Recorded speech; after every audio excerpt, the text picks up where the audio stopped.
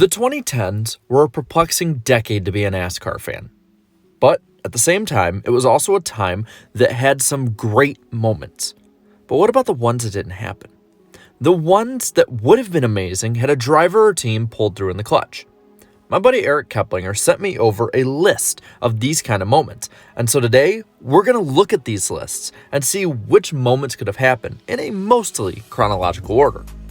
Starting with the 2010 Daytona 500. The race that everyone remembers for being stopped by the potholes in the track.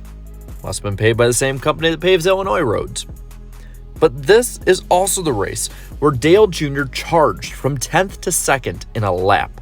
But how fitting would it have been to start the decade with an Earnhardt winning the first race of a decade? That just is a trendsetter right there. Speaking about good starts to a season, what if David Reagan had won the 2011 Daytona 500 instead of Trevor Bayne? On the second to last restart of the race, Bayne was on the inside line, while Reagan was on the high side. The two worked out a deal, where the 21 would let off a little bit, letting the 6 down in front of him in order to tandem draft quicker.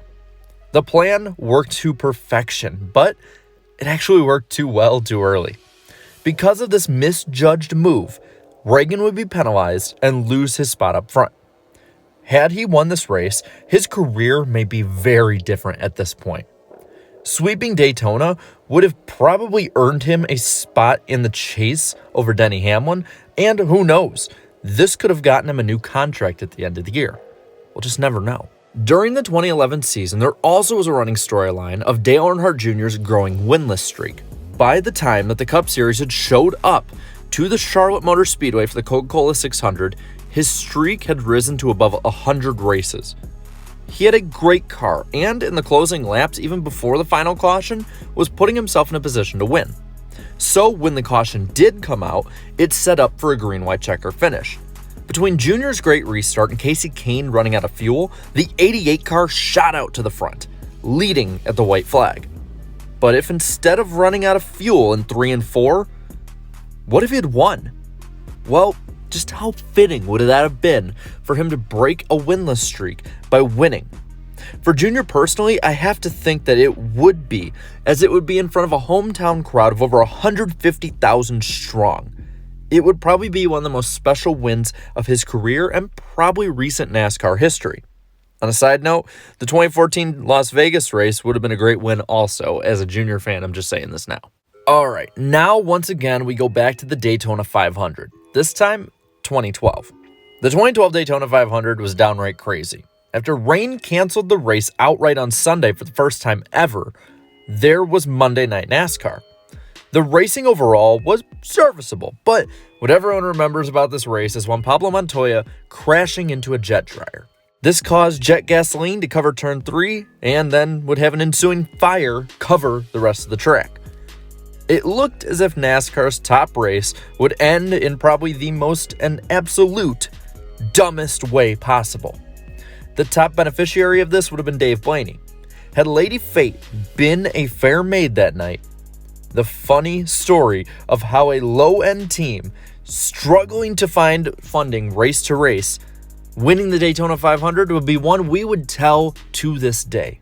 But instead, it never happened. Later that year at Pocono, there was a great battle in the closing laps between Mark Martin and a young Joey Logano. In real life, Logano punted Martin out of the way and ran away to his second win of his career. Martin was disgusted and later would tell us on the NASCAR Weekly podcast that had he been in that position with the person who gave him his big shot in NASCAR, Bobby Allison, he would have rather killed himself than move him out of the way like that. So, had Logano shared this sentiment with Martin, the 55 Toyota could have been taken to the win, giving Martin a fitting final victory over the kid he gave a shot to. And you can be damn sure that his celebration would have been one for the ages. Now, a race that had a crash for the ages was the 2012 Talladega Fall Race. But what happens if that wreck doesn't occur? Tony Stewart threw a late block on a surging Michael Waltrip, sparking the junkyard-inducing calamity. If Stewart doesn't do this, then it's a good argument to say that the underdog pairing of Michael Waltrip and Casey Mears push ahead and decide the race amongst themselves.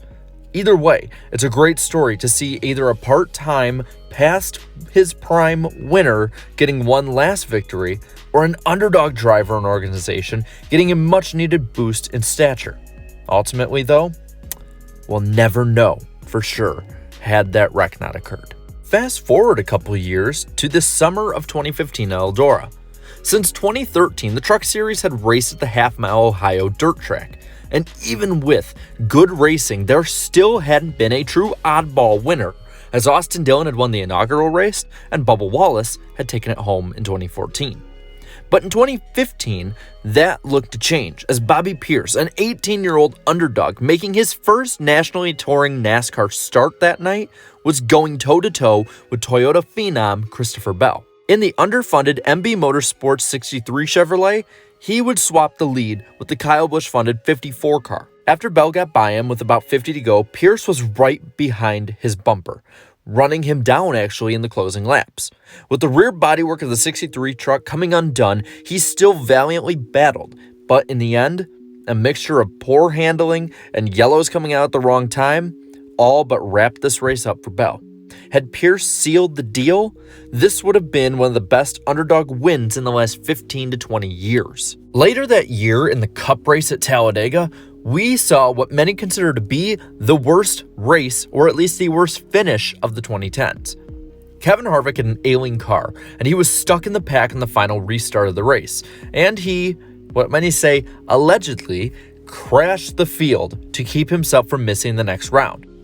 This also cost Talladega demigod Dale Jr. a shot at making the next round of the chase as well, and handed Joey Logano a third straight win. But what many forget about this race is that Greg Biffle was playing 4D chess with his strategy, and it looked like he was going to get his 20th career Cup victory. Had McMurray's engine held, Biffle would have had a crazy parallel to his first win with what probably would have ended up being his last win. The 16 winning a fuel gamble at a super speedway. Had it happened, a lot of grief could have been avoided. Moving on to 2016, we can look at AJ Allmendinger. At Martinsville in April, Kyle Busch had absolutely dominated the day, leading 352 of 500 laps. But on the final restart of the race, AJ Allmendinger rolled off third, directly behind Rowdy. Quickly, he was up to second and chasing the younger of the Busch brothers. While the 18 ran away with it, the underdog win that Allmendinger would have been could have been an amazing occurrence. With how fun his celebration was when he got his first win at the Glen, imagine him winning the grandfather clock at Martinsville. It would have been one of the greatest moments of the year. 2016 also saw controversy at Talladega though. The race ended in a green-white checker finish for the Xfinity Series. The pack would come around the final time with the final lap with Joey Logano and Elliott Sadler pulling ahead of Brennan Poole.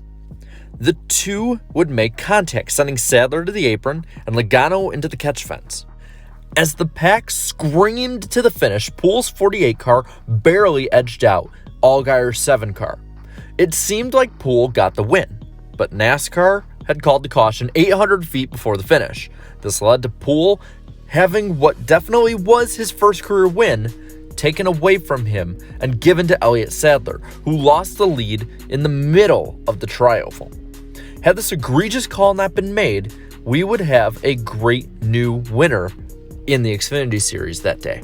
Later that summer at the Pocono Raceway, one of the wildest weather moments in NASCAR history had happened. Fog had rolled over the speedway and had ended up ending the already one-day postponed race.